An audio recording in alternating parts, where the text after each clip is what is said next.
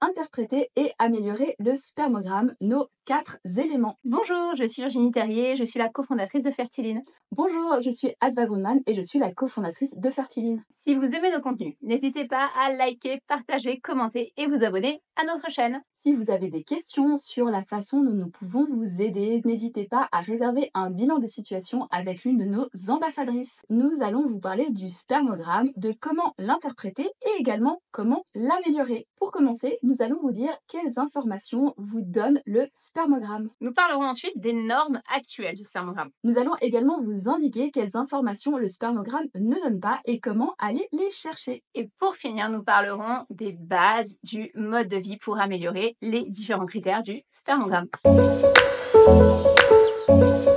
Quelle information nous délivre un spermogramme? Eh bien déjà, un spermogramme nous délivre 3 grandes informations. La première, c'est la concentration en spermatozoïdes qu'on a par éjaculat et aussi par millilitre de sperme. Le spermogramme nous délivre une information également sur la mobilité spermatique, c'est-à-dire la capacité des spermatozoïdes à aller d'un point A à un point B, et donc leur capacité à se mouvoir, à se déplacer, ce qui est une information très très importante pour la conception naturelle.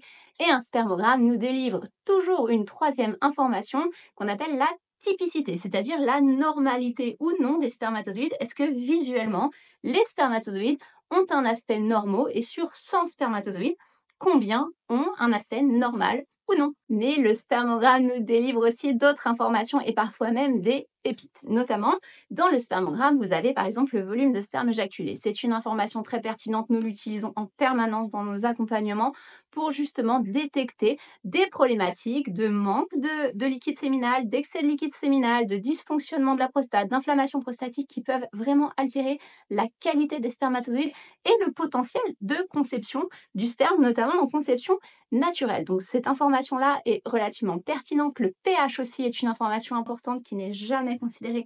La présence ou non d'agglutinat, ça fait partie des informations très importantes. La présence de leucocytes, la présence de cellules rondes qui peuvent être le signe d'une infection ou en tout cas qui n'est pas normale et qui demande parfois des investigations complémentaires. Donc vous l'aurez compris, un spermogramme délivre certaines informations qui sont utilisées et certaines informations qui sont souvent très très mal utilisées, alors qu'elles nous donnent des pistes très intéressantes d'amélioration. Quelles sont les normes actuelles du spermogramme? Donc sur les 3 critères qui sont les critères les plus classiques, c'est-à-dire la concentration, on estime que la norme optimale est au-dessus de 25 millions de spermatozoïdes par millilitre de sperme.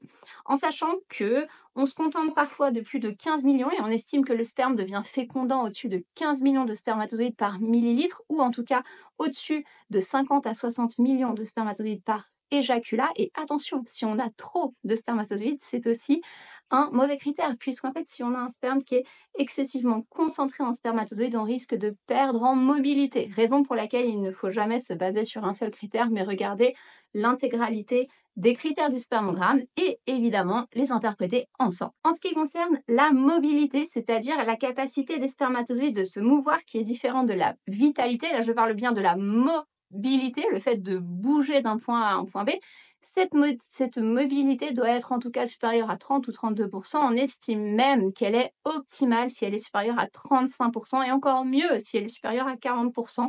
Vous l'aurez compris, plus la mobilité est élevée et plus on a de potentiel de fécondation, et notamment de fécondation spontanée, donc de grossesse spontanée, de grossesse naturelle ou de grossesse par le biais d'insémination. Si la mobilité est extrêmement diminuée, il sera compliqué de se contenter uniquement d'une grossesse spontanée ou d'une insémination. Souvent, ce sera une indication pour aller plus loin dans des protocoles de PMA tels que des fécondations in vitro. Mais attention, un spermogramme est une photo d'un instant T. Il peut évoluer et vous pouvez faire de nombreuses choses dans votre mode de vie pour le faire évoluer. Donc si un de ces critères, la mobilité, la concentration, la typicité n'est pas bon, il est toujours possible de les faire évoluer et c'est la première chose à faire. En ce qui concerne la typicité, donc la typicité, c'est la quantité, le pourcentage de spermatozoïdes normaux.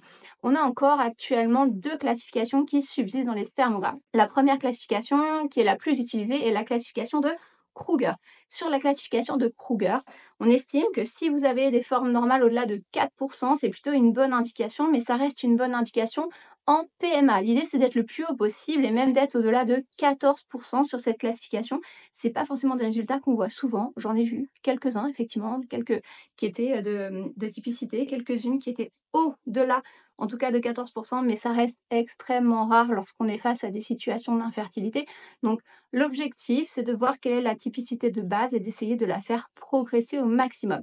On a une deuxième classification qui s'appelle la classification de David. Et sur cette classification de David, il faudrait être au moins au-dessus de 31% de typicité. Donc vous voyez, en fonction de la classification, on n'a pas le même degré d'observation ni d'exigence. Donc il faut vraiment regarder sur quelle classification vous êtes, en sachant que cette typicité, elle a franchement diminué parce que vous voyez, par exemple, sur les critères de l'OMS, il y a encore une quinzaine d'années en arrière, on avait des critères qui étaient à 50% sur la classification de David.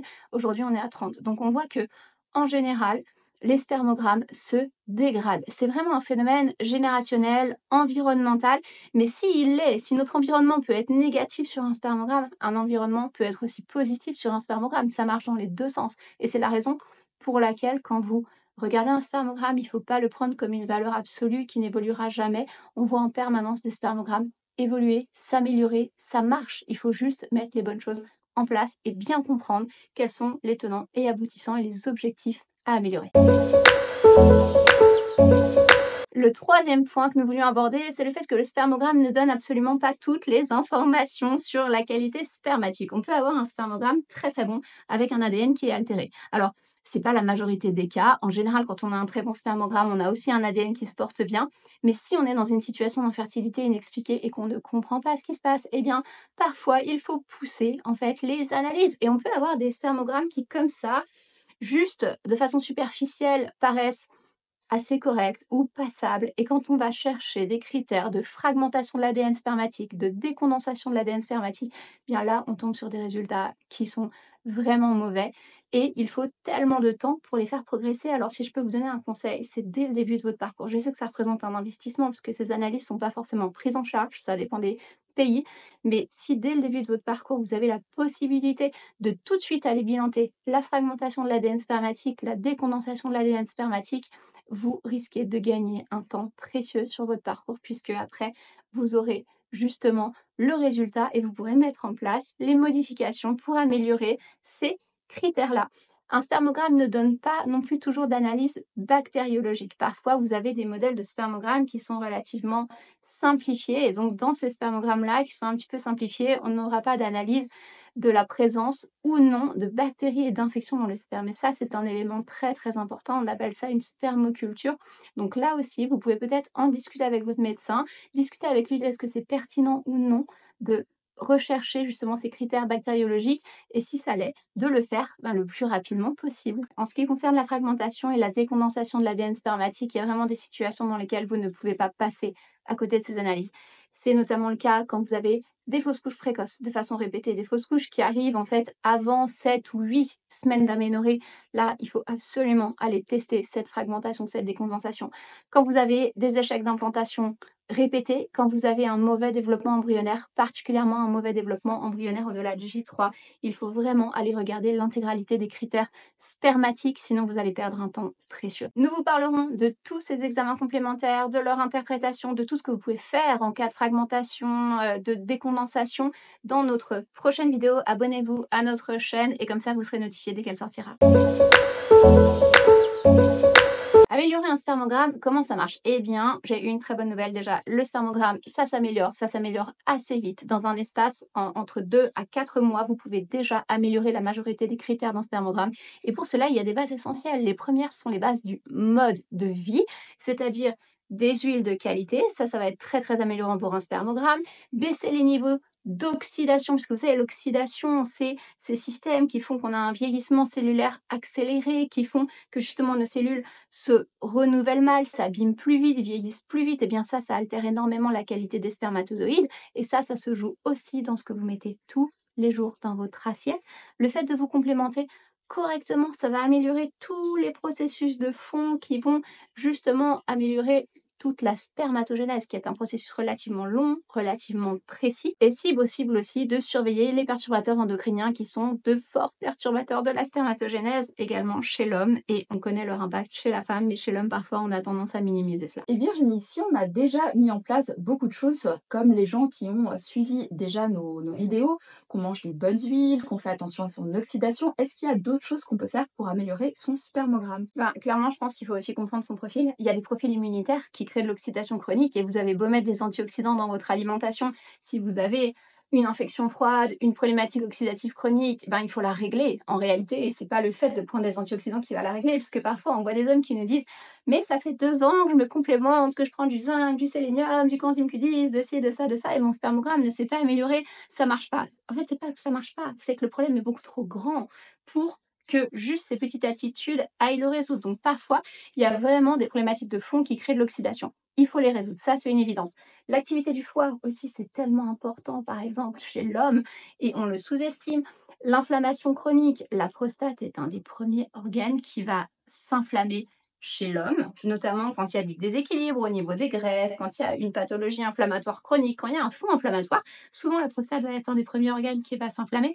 Ça va modifier la qualité spermatique. Il y a des choses à faire pour ça aussi spécifiquement. Donc, quand on n'a pas trouvé la réponse avec des solutions simples, eh ben, il faut chercher des solutions complexes. Je suis désolée de cette réponse, mais concrètement, il faut analyser le profil. Et je crois qu'on est assez optimiste là-dessus parce que souvent, on arrive à trouver des éléments qui sont des éléments clés. Mais par contre, pour les trouver, il faut souvent lire à travers les lignes. Il faut être clair sur quelle est la personne qu'on a en face de nous, quel est son profil de fonctionnement, quels sont ses déséquilibres. Et c'est en réglant tout ça qu'on va vraiment pouvoir donner l'impulsion nécessaire. Et c'est pour cette raison que nous avons créé les solutions Fertiline. Vous avez tout d'abord la solution InConcept en communauté qui vous permet déjà de faire vraiment un gros travail de fond. Et si vous avez besoin d'accélérer votre projet, vous pouvez aller passer en accélérateur. Lorsqu'il y a un problème de spermogramme, notamment lorsqu'il y a une fragmentation de l'ADN, peut-être un Fertiline Lab peut être nécessaire pour vraiment comprendre justement s'il y a des inflammations, des perturbations ou des choses qu'on ne voit pas, vraiment les choses qui sont invisibles et qui pourraient vraiment perturber le spermogramme.